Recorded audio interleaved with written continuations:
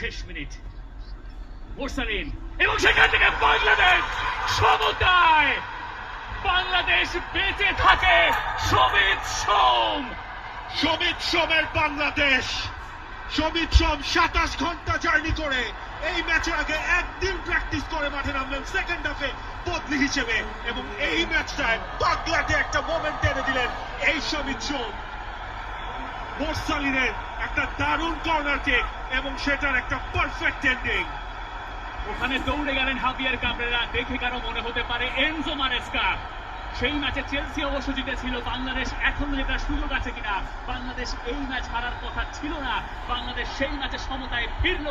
মোরসালিনের corner kick প্রথমে উঠিয়ে দিলেন তারা, এবং সমিত সোম তিনি আমাদের নিয়ে গেলেন ঘরে।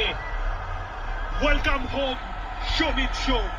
দারুণ একটা গ্ল্যান্সিং হেডার, সেটা ঠেকানোর কোনো সুযোগই ছিল না ফ্রিকা উইং এর।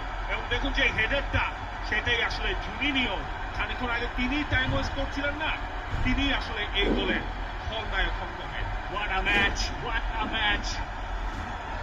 3-3 সমতা। বাংলাদেশ এমন ম্যাচ খুব একটা খেলে না। বাংলাদেশ সমতায় ফিরল। হাবিয়ার কাবরেরাও আর নিজেকে ধরে রাখতে পারলেন কই। দরকার ছিল বাংলাদেশের ওই গোলটা। এবং যা বলছিলাম, ক্যাভালরি এফসির